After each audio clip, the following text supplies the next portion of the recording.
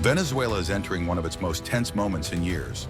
Tens of thousands of elite U.S. troops have suddenly gathered in the Caribbean. Alongside them are Nimitz-class aircraft carriers, guided missile destroyers, F-35s, F-16, B-52 strategic bombers, and hundreds of modern armored vehicles. This massive military presence has sent shockwaves across the Western Hemisphere. The burning question is this just an annual exercise or a clear signal of possible intervention in Venezuela? The Pentagon stated this is one of the largest exercises in the region in decades, but many experts remain skeptical. Why the Caribbean? Since the Monroe Doctrine of 1823, Washington has considered this region its strategic backyard. Any outside influence, whether from Russia, China, or Iran, is seen as a direct threat. Analyst David Smild once said, "Caribbean is the front yard of the United States, and any foreign influence here will immediately trigger Washington's response." So what is the U.S. really after? There are three major hypotheses. First, it's just an annual exercise to strengthen joint operations. Second, it's psychological warfare, meant to intimidate Caracas amid its collapsing economy. Secretary of State Antony Blinken said, "We will continue to stand with the Venezuelan people against tyranny."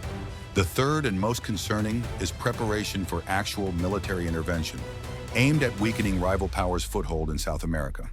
Venezuela's response was immediate.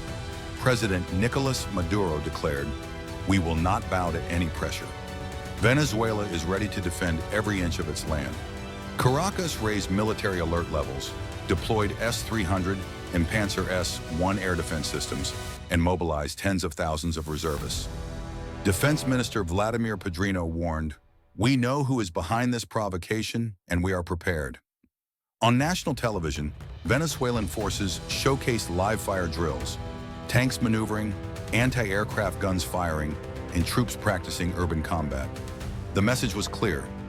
Venezuela will not back down. International reactions followed quickly. Russia condemned the U.S. presence as a dangerous escalation undermining regional security. China urged, the U.S. should respect sovereignty and avoid destabilizing South America.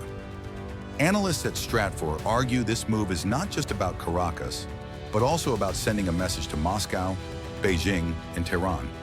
Some American scholars interpret it differently. Showcasing overwhelming power is also meant to reassure allies such as Colombia and Brazil. Clearly, Washington wants to reaffirm its dominance in the Western Hemisphere. But what happens if tensions spiral further? Direct military confrontation cannot be ruled out. Venezuela is much weaker militarily, but has defensive terrain advantages and support from Russia, Iran, and possibly China. Some experts compare today's situation to the Cuban Missile Crisis of 1962, where a single miscalculation could have triggered war. The world is watching the Caribbean with growing concern. Caracas is on high alert. Washington is flexing its muscles, and the entire region is on edge. Is this merely military theater, or the first step toward a new geopolitical storm? The answer could reshape the balance of power in the Western Hemisphere for years to come. What do you think will happen next?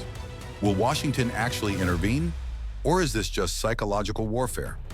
Share your thoughts in the comments, and don't forget to subscribe to the channel for more breaking analysis on global events.